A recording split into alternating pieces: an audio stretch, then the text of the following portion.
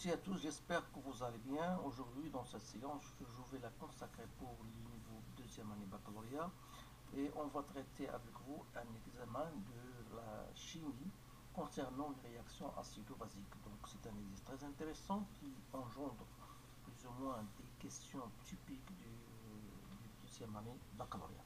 Alors, pour ne pas trop parler, je vous laisse le soin de lire et relire convenablement votre sujet pour bien comprendre bien sûr de quoi il s'agit. Donc voilà, toutes les solutions sont considérées à 25 degrés et on vous donne le produit ionique. On considère donc une solution aqueuse S.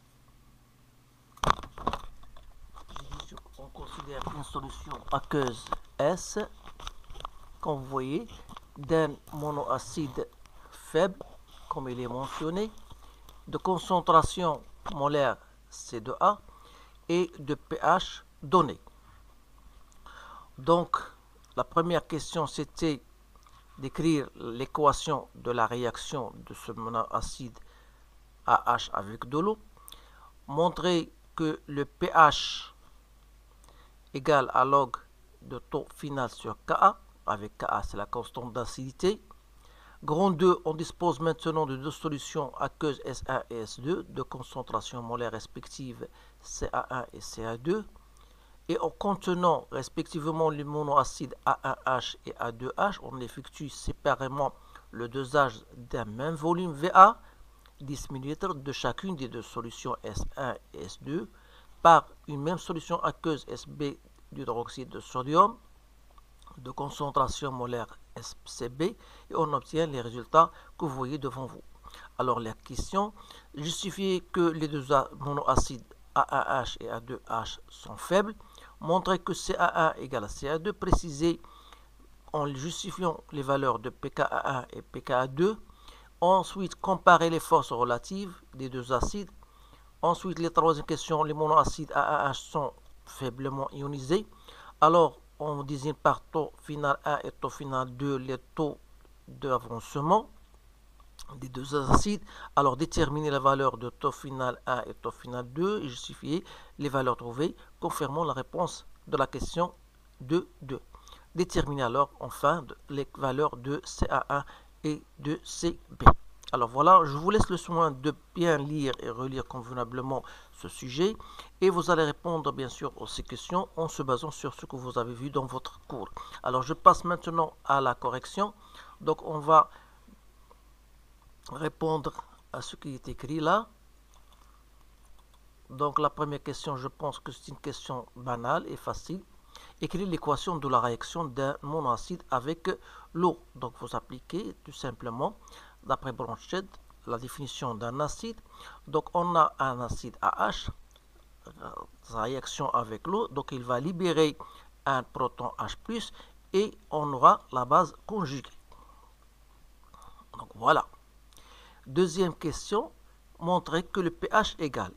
Bien sûr, le pH, c'est normalement c'est moins log de H3+. Alors, d'après la constante d'acidité, donc c'est la concentration de H3O+, voilà, la concentration de la base conjuguée sur la concentration de l'acide. Alors, puisque H elle est faiblement dissociée, donc on peut dire que la concentration de HA est à peu près, c'est la concentration CA. Et par suite, on aura Ka, c'est H3O+, fois la concentration de H- parce qu'il est égal. Vous pouvez même le faire d'après l'avancement de la réaction, qui va nous donner ici Ca. Notre but, c'est de déterminer H3O+, mais vous savez bien sûr que taux final, normalement, c'est la concentration de H3O+, sur Ca. Vous connaissez cela, bien cette formule. Vous pouvez, c'est X final sur X max. Alors, comme X et l'équilibre, c'est la concentration de H3+ fois le volume. Et ici, vous avez CA fois V, donc il y aura une simplification de volume. Et reste, bien sûr, cette formule. Je n'ai pas le temps de le faire, mais vous avez, bien sûr, vous savez comment on a tiré cette relation-là. Alors, donc, c'est-à-dire que Ka, Donc si je remplace H3+, je peux l'écrire donc GH3+ au carré, donc c'est H3+ fois H3+. Je peux l'écrire de cette manière-là. Donc il me reste ici Ca, et comme H3+, Ca, c'est au final, il me reste, voilà, H3+. Notre but, c'est de terminer H3O+, ça sera donc égal à quoi? Est égal à K sur taux final. Et par conséquent, le pH sera donc moins log de ça, ou bien je vais renverser, c'est-à-dire cette expression-là, et il va me donner, au lieu d'écrire moins log, donc j'écris log, il me reste ici taux final sur K. Et c'est bien notre expression voulue. Alors, je passe maintenant à la deuxième question. On donc vous donne un tableau. Et à partir de ce tableau, on vous donne certaines questions. Alors, la première question, c'était de justifier que les deux monoacides sont faibles. Alors là, c'est tout. Vous pouvez quand même raisonner sur ce qui est écrit dans votre tableau. Alors, à partir de l'expression ici du volume, voilà, vous avez le volume versé et vous avez le pH. Donc, qu'est-ce que vous remarquez ici? Donc, à l'équivalence, vous avez le pH pour la solution S1 et vous avez le pH pour la solution S2. C'est-à-dire que dans les deux cas, et puisque bien sûr NaOH, c'était une base forte, donc à l'équivalence, vous avez le pH à l'équivalence de la solution 1 et de la solution 2, il est bien supérieur à 7. Alors ça veut dire tout simplement que les acides A1H et A2H sont faibles. Donc c'est la première question. Deuxième question, on va montrer que CA1 égale à C2. Normalement, d'après ce qu'il y a écrit dans le sujet, donc il s'agit d'un dosage. Donc d'un dosage d'un acide, bien sûr, d'un volume Va bien donné, de 10 ml, d'un acide soit A1H, soit A2H. Donc le premier, il est de concentration CA1 et l'autre de concentration CA2. Donc, un dosage qui se fait par la soude. Donc, la soude, on vous donne sa concentration B et on vous donne bien sûr le volume à l'équivalence. Alors, donc, pour la solution S1, donc vous savez que la relation de l'équivalence, c'est CA1, le volume VA, sera égal à CB, puisque la même base, fois le volume à l'équivalence pour cette solution S1. Alors, pour la solution S2, de la même manière, on va écrire CA2 fois VA égale CB fois le volume à l'équivalence pour la solution 2. Alors, n'oubliez pas que le volume à l'équivalence est égal aussi au volume de l'équivalence pour la solution 2 d'après le tableau 20 ml. Alors, ça veut dire tout simplement que on aura CA1 VA égale à CA2 VA. Donc, après simplification, donc ça veut dire que CA1 égale à CA2. Donc, voilà, c'est une question très intéressante. Donc, on va passer maintenant, préciser, en justifiant les valeurs de pK. Alors, pour trouver les valeurs de pKa, donc il faut revenir à votre cours, bien sûr, parce que vous savez, on parle parfois de la demi-équivalence. On sait que à la demi-équivalence, chose que vous devez tenir, on sait que pour la solution S1, le pH à la demi-équivalence sera égal à pKa1, c'est-à-dire 3,8, donc le pH de la solution S1. Le pH pour S2, que je peux noter pH2, est égal à pKa2 d'après le tableau. c'est 4,8. Alors voilà, on a donc répondu à cette question. Donc je ne sais pas s'il reste encore une question. Donc je passe maintenant à ce qui reste. Comparer les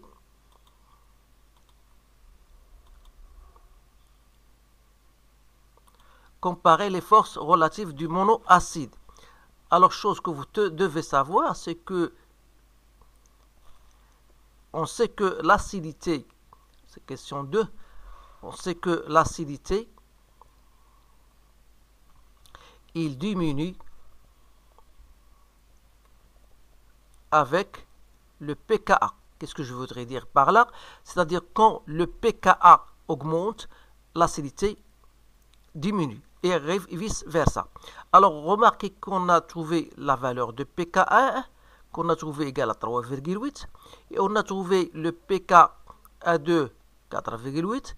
Donc, par comparaison, vous remarquez que pKa1 est inférieur à pKa2, ce qui implique que l'acidité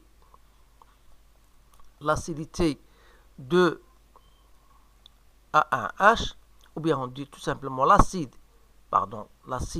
A1H directement est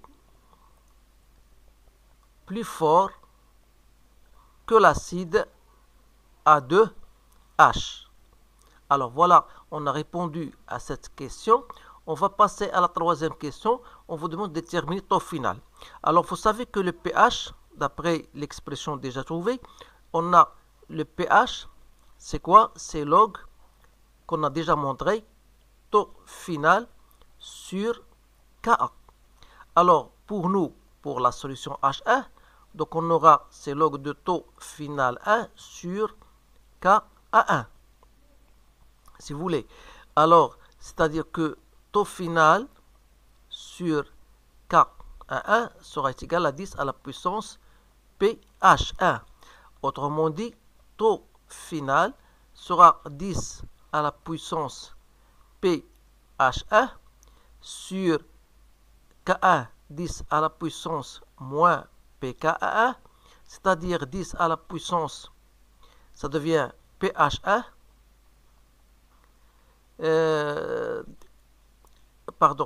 oui, c'est ça, sur, je les laisse comme ça, sur, parce que mon but c'est de trouver taux final. Alors, taux final, je répète, c'est quoi? Taux final, c'est Ka fois, pardon, je dois m'expliquer, donc c'est Ka1, pardon, ici j'ai une erreur, donc taux final c'est Ka1 fois 10 à la puissance pH, donc Ka1 c'est quoi? C'est 10 à la puissance moins pK1. Donc finalement, j'aurai taux final 1 est égal à 10 à la puissance pH1 moins pK1. Et taux final 2 sera 10 à la puissance pH2 moins pK2. Donc si je fais l'application numérique, j'ai trouvé taux final 1, 3,9, 10 à la puissance moins 2, et taux final 2, donc c'est 1,25. Donc si je prends des chiffres, donc j'ai trouvé ici 3,98, donc c'est 1,25, 10 à la puissance moins 2. Voilà pour taux final 1 et taux final 2. Donc on va passer maintenant à la question B, justifier que les valeurs trouvées confirment la réponse de 2. Donc voilà, je vais noter ici, d'après les valeurs déjà trouvées, on a trouvé taux final et on a trouvé taux final. N'oubliez pas que CA1 égale à CA2. Pardon.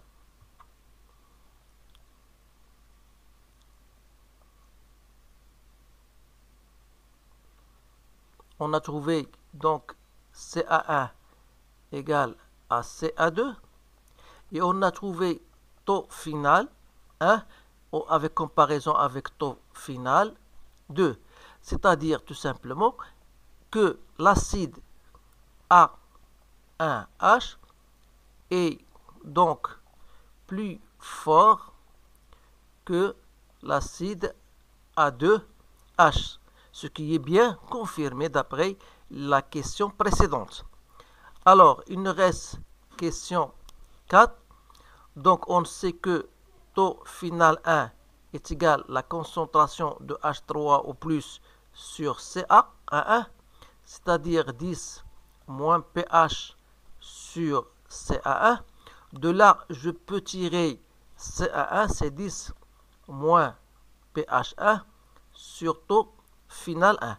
En faisant, bien sûr, mon calcul, j'ai trouvé 10 moins 1 mol par litre.